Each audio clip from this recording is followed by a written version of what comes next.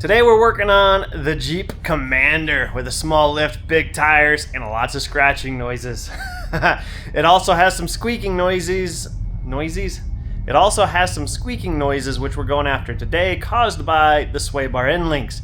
I know that because, well, I just know because I've done this a lot. But if I lift the fender up and down, it squeaks, squeaks, squeaks. You get somebody else, put their ear against each component till you find it. Mine is a sway bar end links. So I'm going to show you how to DIY replace these. But you can see this is the new one. This is a nice, good bushing. This is the old one. This bushing has been pretty much ripped on both sides. Which just means it hasn't been sitting in there at the proper spot at neutral, so every movement makes the bushing twist and turn, which also squeaks, which also ruins it. So we're putting a new one in. Now guys, I will link these down on Amazon down below. You click the link and buy something, I make a small commission. You spend no more, but Amazon gives me a kickback. They make less, I make some. And it's really super helpful, guys. You don't even have to buy what I link. You just click the link and go buy something else, and I get a little commission for helping direct traffic to Amazon. So keep that up. All right, so as far as getting this done, this is one of the easier jobs you're going to do on this Commander, especially if you have the 5.7 engine. Nothing under that hood is easy. But we're going to put these on. I already did the passenger side. We're going to do the driver's side now. You're going to want to take the tire off, so if you can get at least this corner up in the air, you'll be just fine. In fact, it's probably easier, believe it or not, if you just take one corner up because of the whole sway bar leverage situation.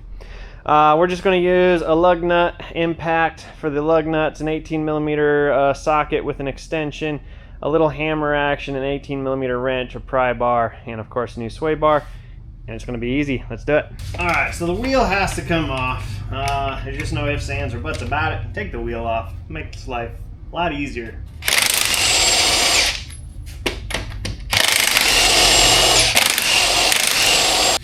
Deposit the lug nuts. Rip off the tire. For those of you wondering, I am running a 275 70/17 inch tire. That gets asked in like every video I post with anything ever lifted.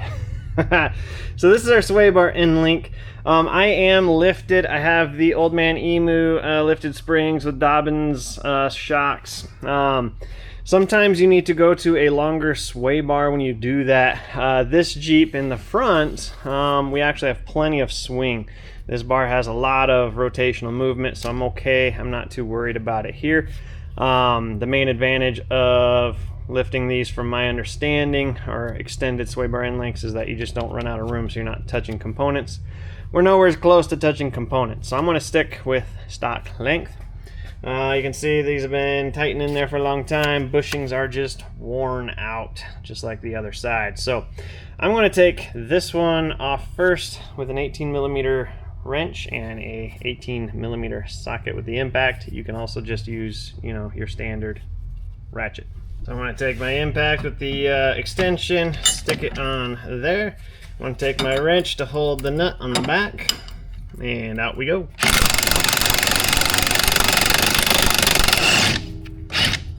Actually dusty. So there's the nut. Now there is, because I have both tires off the ground, there is tension on this bolt, so I'm going to hammer it out. If you just picked up this end, it might just fall out for you. I don't know, but I'm using a little hammer just to go punk, punk, punk, punk, and bump it out just like so. And there we go. I'm now going to take the bottom bolt off of the lower control arm, just like so, and zing her out. Whoopsie. Whoopsie. And there we go. So there is our old sway bar end link, just like the other one.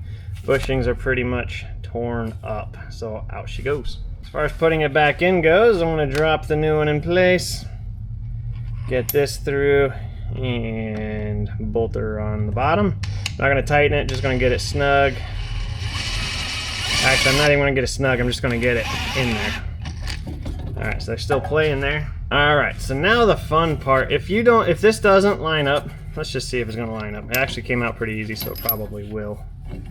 Oh, it did. So that'll go in just fine. On the passenger side, I used a long pry bar.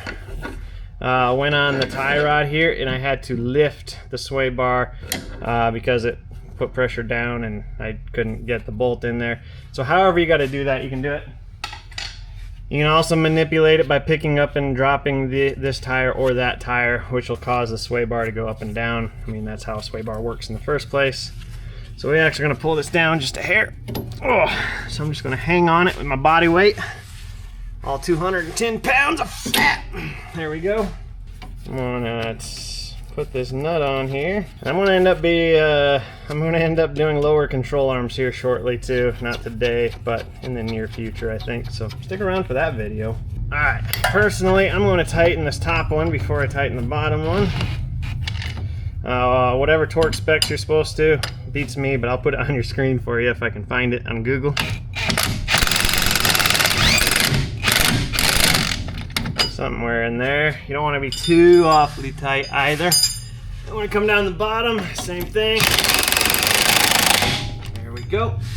Easy as that, guys.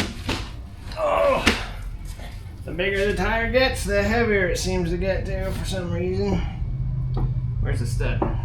There's one. There's the other 4. So these wheels I actually found on Facebook Marketplace. I like them a lot. They seem to fit. They make the silver of the Jeep, because I don't like the silver. They seem to take your attention away from the silver, which I appreciate. Alright, you're going to torque these down to, I don't know, I think it's 100 foot-pounds? 100 and something? I don't know. I'll try to put it on the bottom of your screen. I'm actually going to take this right back off in a few minutes for a whole different project, but for now, I'm just going to put them on.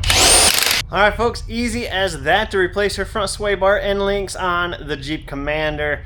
Should be the same thing for the WK as well. Anywho, they're easy, guys. You can do it.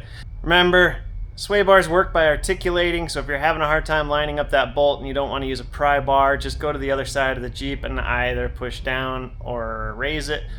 Whichever needs to be the case, and you'll get that to line up a little bit easier.